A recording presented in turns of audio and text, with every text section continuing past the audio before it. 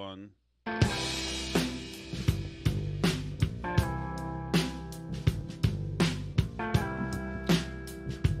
All right, Alice. So we have had a show locked and loaded, a Leeches show locked and loaded, ready to go, really for a few days. And I know. We have been just thrown off because of just family life, kid stuff. It was a miracle. It was almost a week ago that you were on at Watertown. That took like Herculean efforts Yeah. to make me get to Watertown. Yeah, I switched shifts at my radio station so I could drive in and drive the baby around in circles, and Alice had to do 180 things to get in there, and we got in there, and And were you calm and relaxed on the drive-in? I was not calm and relaxed. Were you calm and relaxed when you picked me up? Waze fucked me, and then the baby exploded, and then wouldn't be consoled as I'm driving around Boston Post Road, yelling at my phone, saying, "Alice, say freaking something, please." Oh my God, I was screaming. It was screaming. It just, "I'll say something. Say something. Don't just..." You and Cinema Lords were the moment at minute 17 when he started to have to go to Justin. I thought, that's it. Now he is. Mm-hmm. He has exhausted his efforts to make this about you two guys. Yes, I was not. I was. Honestly, I think for when you spoke, you were spot on, but you were really. Yeah, I'm not like you or Mayo, where I'm like, but up, like everything, like. Oh, I would have been. I don't. Yeah, you're different from me. I would have been Tommy like, Bits right out of the. I would have been everywhere. I don't like. But I don't quite jump in that way. I don't know. Maybe I don't know if I'm hateable on the show. I don't really like have the energy to like pay attention to whether or not people like it, because I can only be the person that I am, and so I told them that a lot of people find that really annoying. I told them that you were a drip. I know that's true. Tony I think a few years ago, I told them I am a drip. Right. Maybe they'll realize the error of their ways and bring you back on, knowing that you're the better Shattuck from now on. Because you have told them a bunch of times that I'm not good on the show and that I shouldn't be there. Right. You are, by the way, but you are better than Julie. Still, you're the best. I think you're the best woman who's still on there. Because the girls just Sue O'Connell. I don't know. Well, Sue, that was a long time ago, and she was not in the studio. But I don't know. Yeah, I just don't know if I'm right for that environment. But I think I was the me that I am. Like that was an accurate representation of what I'm like. So if you find that really annoying, then you find me really annoying. I don't know. By the way, this episode is going to be about something totally different. Yeah. We just want to hit this before we get started. I also want to. So yes, you were. Absolutely ripshit furious on the entire drive-in, and then that's because of the traffic. Because Waze fucked us and took us through Winchester. Yes, the only person who exuded more anger that day was Cinema Lords at me for some reason that I like can't fathom. I've never felt so much hate energy from a person in my entire life, which is fascinating. But I don't think he knew how to precisely comport himself. I don't think he knew, like, how do I hate this girl if I'm not really, but kind of should I? But and I don't think he knew. But when you walked in there, you saw him where? I saw him where? Where did you see when you first walked in? He was sitting in the chair? No, he was not. Yes, he was. No, he was not. Door open? No. That's when I was walking out. Oh, walking out. He door open, pissing. Yeah. Classless, some of the Lords. Lords. Yeah, he went to the bathroom with the door open. That's true. But but I just think that he didn't. That you didn't. You decided to. You didn't think I went after him enough. No, or if you were going to go after him, I don't think you did. Couldn't believe. Eventually, Kirk resorted to asking questions literally about me, which is his way of dangling. You feel I didn't talk about you enough. His way of dangling it in front of me, saying, he knew that would kill me. That he brought you up and I didn't bite and I didn't riff go into my riff about how wonderful and amazing it's not, you don't have to say anything, but just go into a riff about something. Just want me to talk about you? No, just go into a riff about something. It's literally asking. I thought I was... Alice, I have been put in timeout from the world for a year and a half, and it got to the point where he was trying to get anything out of you guys. Where literally asked you about me by name, which I also know that he knows kills me that I wasn't there to get these questions, and he'll never do it again. But I think that when he said, So you're like a stupid. When Cinema Lord said like it was stupid 10 kids and 4 podcasts. I don't think he knows that that's not an insult. So Right. I don't think that. And to me, that exemplified his appearance there. And that's why you guys were both dripsy. But that's neither here nor there. So I just think that was kind of a non-starter. But it wasn't a bad show. It just didn't really feature the two people in studio very much. But yes, and I was in a very bad mood picking you up as well because of the traffic, and then everything happened at once. There was also you didn't approve of my outfit choices. There was also that. I didn't. What were you No, wearing? remember you told me to wear a raincoat to the show. Oh no, that's because you thought you looked fat, and I said then put something over. It's an unflattering Okay. angle, but yeah, I thought that wasn't especially. But let's get to this. If you're concerned that there wasn't enough cleavage action on the show, then that's why. Yeah, I took the cleavage from. Don't worry, the cleavage has Tom been took taken. it away from everybody. The cleavage has been taken You from said me I too. look puffy. Okay, so here we go. I want to talk about in this some things Kirk's been saying recently, where he always equivocates when it comes to political issues. Well, you can have one side do this and the other side will do this, and that's what he says to minimalize it. But in truth, he has been, and he tries to get you to engage in this sometimes. He is an absolute activist with his own political and cultural beliefs, and he always has been. I think that people heard him on EEI as a madman. A lot of people thought, "Oh, this is just one layer. This is just a guy who's losing his mind," but it's not at all. First of all, there are small. Let me list some of the ways in which he's been an activist. Okay. The racist stuff at Fenway, and we've got some sound on that we'll play, which is people using race baiting and the Sox having commentary on their fans as being racist as part of this weird cultural struggle session that the Sox are doing and want everybody else to do. He was on the ground floor, of course, of the trans stuff, which got Murchison after him. And although I think he feels that that's more a Jerry thing than his thing. Regardless, really. The world consensus has now moved closer to where Kirk and Jerry were back there. It's moving there. I mean, certainly probably his positions on those issues for like parents in Lexington, Massachusetts probably are pretty radical right wing. Right. He's been, or he's, I don't know if it's going to get rolled out, but he has been very vocal about Dr. Dan and done work to try to document exactly what happened there. It's a tough task because the two towns where Dr. Dan decided to torture kids are very rich towns, very rich white towns. I don't know if that's in vogue for the rich. I mean, right now, most people want violence on rich white kids, especially looking at Columbia. So I think that, the dental, there's not like a ton of sympathy there for your dental woes. As far as we know, nobody was molested. He stood up for Portnoy when very few others would. When Portnoy met with Trump, when some other things, he's always been by Portnoy. But he only does it on the things that he wants to do it on. He's not like he doesn't download the talking points from somewhere else.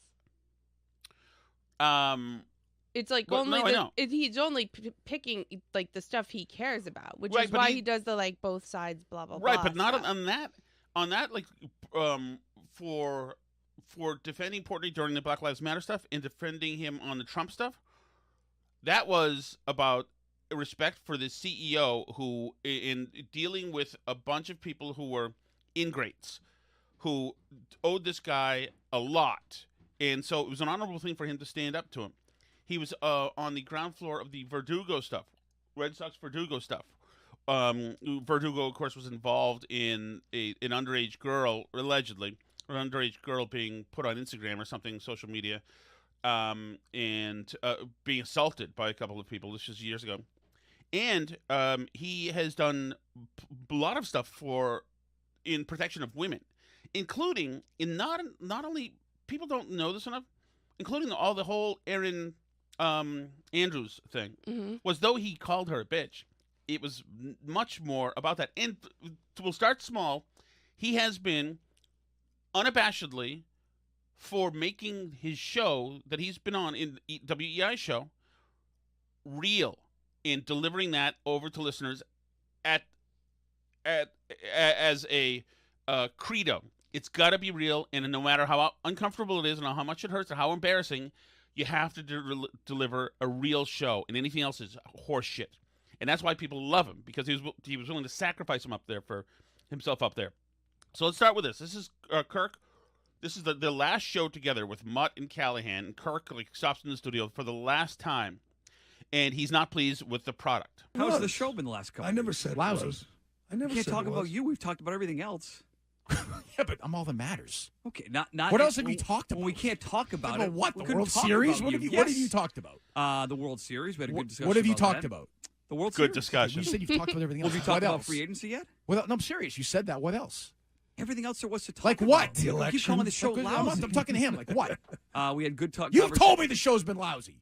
Who has? Off the air, you have. Bull crap, I've said that. You haven't been critical of Jerry? I have been critical of Jerry. On and off the air. But it's okay. I don't on care. And off the air. We all do this off Jerry's been in a mood because he's trying to get this deal done. I've said that to him. I've said it to Chris, Ken, and you. I'm not lying about that. Okay. Jerry's been pissed. This week especially, Jerry has been in a bad mood since Monday morning. And you said this is the real me today? It is. I'm pissed. What do you want from me? You want me to be happy? No. So they had been doing World Series talk. Kirk gets in there and stirs it up and does actual good and compelling radio, obviously.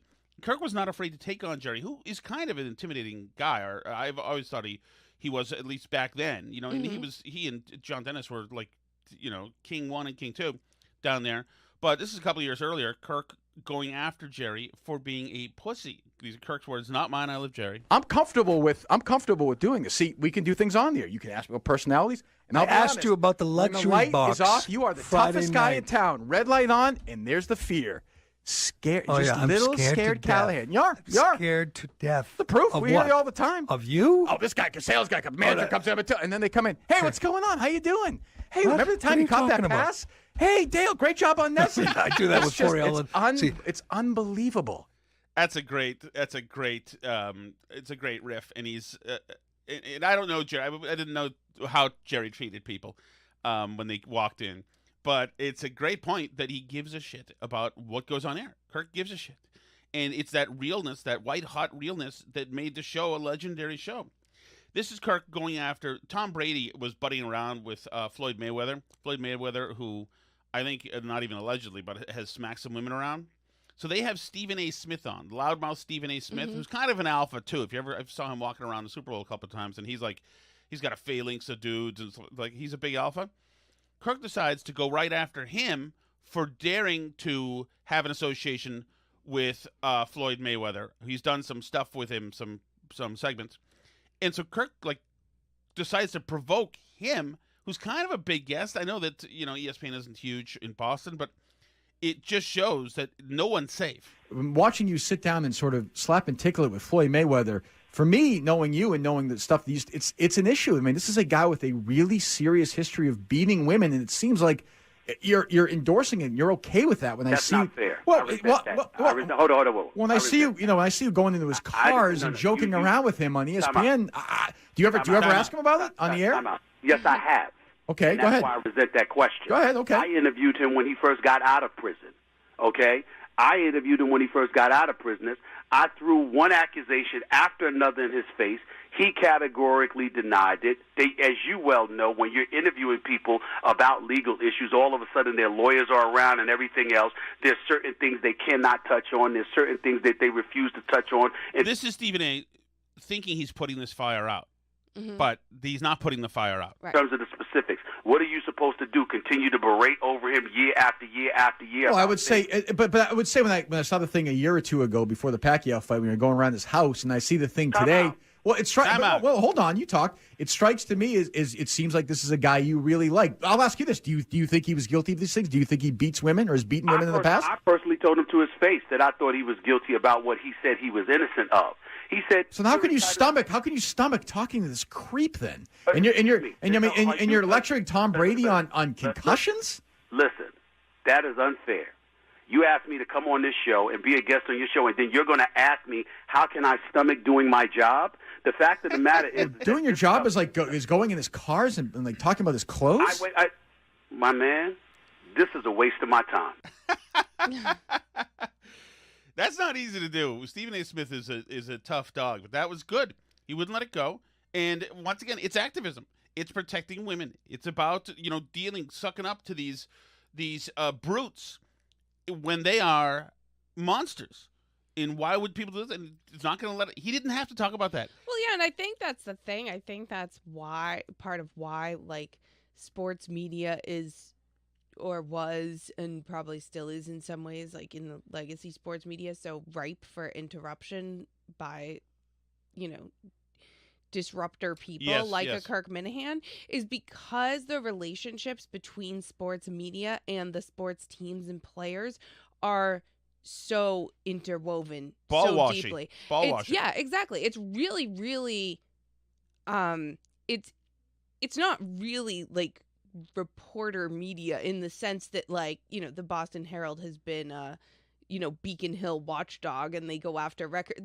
Nobody at EEI, where the Red Sox are, is trying to go after the Red Sox for anything or being honest about it. Obviously, for obvious reasons, because of the financial incentives of the station that carries the Red Sox games and all this stuff, right? But that the whole sports media industry is shot through with that exact problem, and it extends from the girls who want to bang the players who are just in the job for that reason, and all the way to these deeper financial incentives, is that people are fans of these teams. Oh, that's yes. And they're essentially in a big way, a lot of these PR outlets are, they're doing PR for teams. They're not really media in the sense of reporting and journalism. Oh, right. I mean, some people try to be, to their credit, and but it's not the incentives of the system are not set up to make that happen naturally.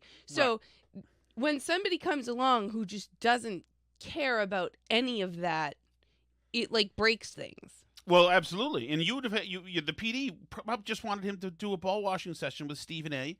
and to talk X's and O's, just to make it easy. That nobody wants any trouble except for the biggest troublemaker in radio, who's Kirk. Mm-hmm.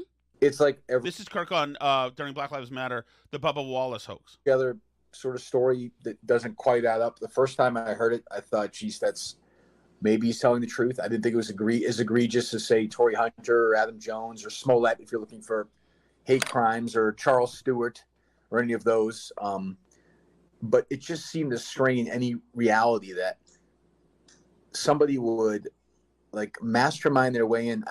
These NASCAR cars are worth, if you think of the investment, worth millions of dollars. So someone's going to sneak in there under no security, no one sees it, in the middle of a pandemic, puts a noose up there, and then leaves. There's no photographs taken, nothing. So, I mean, I just didn't believe it. Or just that someone within the organization would do that to begin with seems odd. So there's Mike at the end, Al. It's a very thin Mike at that point. That was early KMS. But yes, the easy thing to say is, yes, Bubba Wallace was right. They tried to noose him, and just like all of NASCAR, march behind him. The easy thing to say was, Black Lives Matter or whatever. But that's pushing against the narrative. Once again, doing the hard thing. That's activist stuff right there. Putting a hash on this never-ending false narrative that there's racism in every corner, which is exactly what they did with Fenway Park, of course, which caused them all sorts of caused EEI all sorts of consternation and got them into all sorts of trouble. Here we go. Here's a good from the EEI stuff.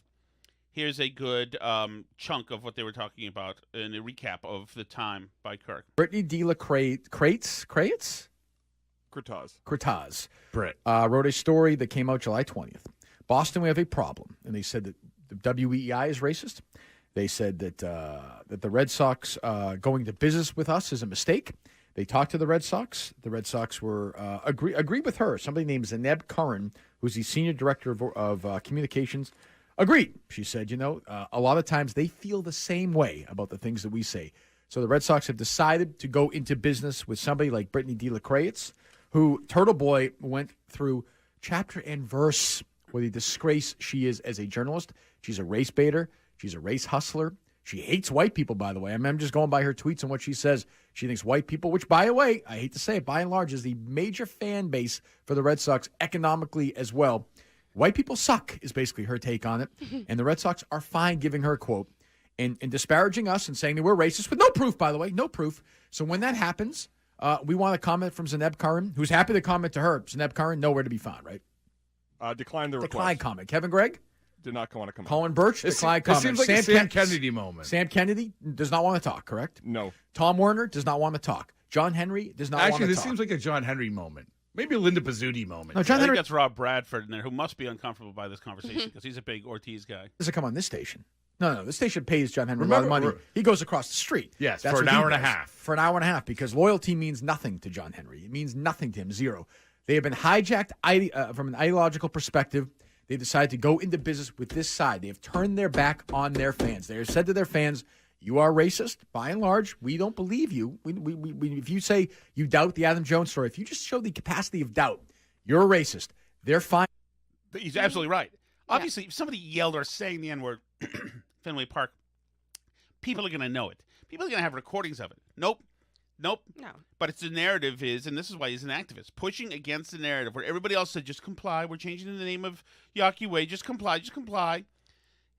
And him to say, F that. F that. There's a truth teller part of him that he can't stifle, it seems like. And that's another reason people love him, because he gets him in deep freaking hot water. With that, the Red Sox, just so you know, Red Sox fans who spend thousands of dollars a year on this team of unlikable dicks like David Price, you're handing your checks over to these people, they think you're racist. They also think they're smarter than you and they're better than you. And that goes to John Henry, to Linda Pizzuti, to Tom Werner, all the way down. The Red Sox think they're better than you are. I've never been so down on the... Can you imagine being in management at EI or in sales, et cetera, and knowing that this guy is ripping everybody to do with the Red Sox? Frig. In my life than I am with the Boston Red Sox. You don't appreciate this treasure. So they get in this whole thing, and again, what's the takeaway quote that you had? Because when I threw my papers in the air earlier, it got all out of all askew. That Boston obviously has a massive audience for bigoted fans, for this type of bigoted talk radio. Right. So Zaneb Karim, who talks to this woman, this Brittany woman, who we can again detail her story here later on, says none of the opinions or sentiment expressed on WEEI are those of the Boston Red Sox. Okay. That's fine. I don't think your fans are racist. So that's an opinion or sentiment I have. The Red Sox happen not to agree with it. We understand the frustration of those who feel the opinions expressed are offensive and out of line. At times, we feel the same way. Here's what I'd say to Zaneb Karim, who obviously is hiding, and these other people. Come on the air and tell me when you feel the same way. Just give me 3 examples. That's all. Zaneb, who I don't think probably doesn't listen to the show, or Sam, or Werner. Werner, I don't know. Again, he's probably at the Cosby Estate this weekend. Or Sam Kennedy, or John Henry, or Linda Pizzuti. You know, Linda Pizzuti should worry about her own goddamn mess of a newspaper she has right now. Though I will say her television wing, Nesson with her and Warner, terrific. The Anthony Brickley show on Saturday with Jim Rice, the one where they golf together. I love Nesson. I'd go first season of The Sopranos, Breaking Bad. A lot of people like The Wire. I'm not as big a fan of The Wire. All in the Family, and probably on. Was that another thing you were up for that you didn't get? What's that? The Andy Brickley golf show. I'd love to play golf with him. I know. I would love to see the golfing with Kirk Minihane. What a personality he has. Yes. It's amazing in 2017 that they think that's good television. Again, shows how tone deaf you are, Linda Pizzuti, and John Henry. Without Bill Cosby, by the way, Tom Werner would probably be living on the street right now. It's probably why he's so loyal to him. So there you go. So you wonder why management had a problem with their $1 million deal. Now that company who has a problem. But it gets at the heart of something, and probably on the Berber, I'll talk more about this in media in general, because I had a couple news stories that I wanted to talk about this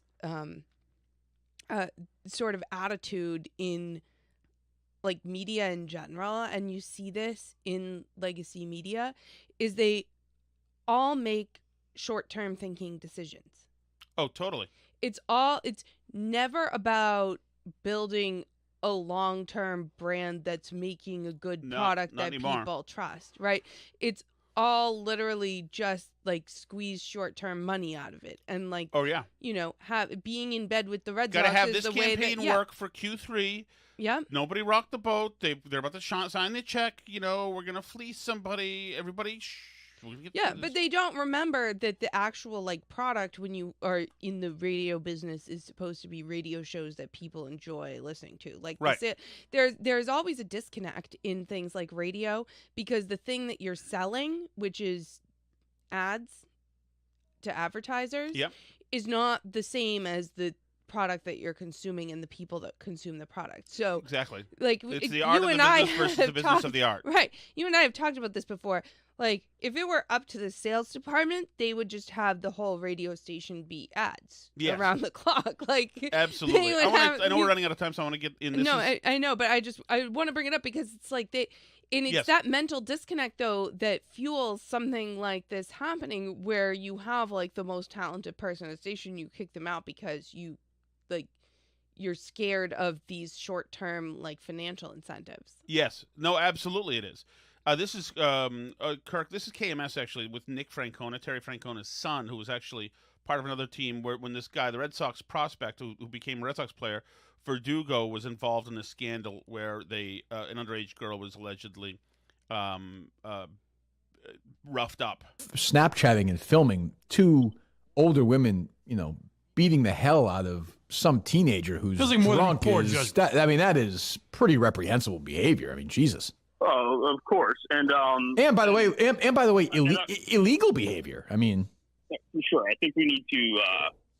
I think that's I think there's a lot that I think the really unfortunate part about all of this is that there was never really a good faith effort to handle it appropriately. So that is not only doing reporting, but actually I wrote that up for the Lowell Sun as part of an editorial or whatever as well. So once again, it's their activism, his activism, finding a cause. Of course, this cause involves sticking to the Red Sox too, so that it's incentivized them more. But the last thing I want to do is play as much of this as we can. How much time do we have? We're okay, probably 10 minutes. 10 minutes, okay, because we're flying towards dropping kids off all around the Essex County here. This is and I didn't realize until I re-listened to this. By the way, this is the YouTube channel of little-known person at the time, John Feidelberg, who I believe is the same Feidelberg from Barcelona. But this is Kirk's apology about Erin Andrews. Remember he called her a bitch? Yep. And essentially his take is that other people deserve the job better than her, but she was hot, so they gave it her, but she's talented completely. So this is a classic moment in radio. I remember listening to this with people in the room and saying, this is freaking incredible.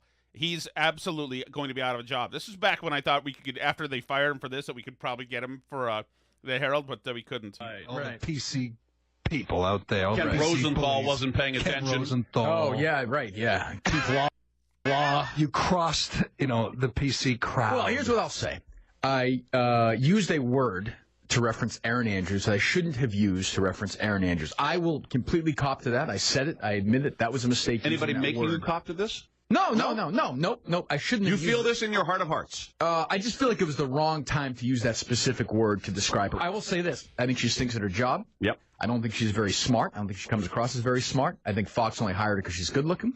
I think if she weighed 15 pounds more, she'd be a waitress at Perkins. I mean, that's what I believe. I do believe that. I just do. This is the apology, which is fantastic. This is why people love him. And because, usually how lame an apology is. I apologize if I've offended anybody in any way.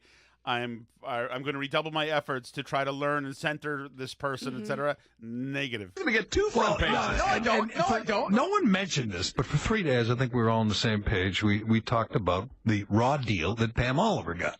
Right. Pam Oliver is 53. Uh-huh. They double bagged her and put her out with the trash. Correct. And promoted Erin Andrews. And that was kind of a discussion we had like on Monday, on Tuesday, on Wednesday before Kirk, went off the rails. Yeah. And you can't put it in proper perspective if you're a writer or if you're, Ken Rosenthal. You don't understand. This is a show. We have roles. We have characters. Exactly. Roles to play. And Minihane's role sometimes is the lunatic who goes off the rails. I've heard three people. There was nothing. It wasn't real. It's not real anger at that point. It's you being. We're having a little bit of fun, but that's this lunatic. But they're humorless. Who just snaps. People like Ken Rosenthal and Keith Law and Kevin Paul DuPont are humorless, which is fine. I right about Jessica Haslam. And Jessica Haslam, who and Martha Coakley and all these people are just for Jessica Haslam lamenting the old days when EEI had class. Yes. Remember the old days? Oh yeah.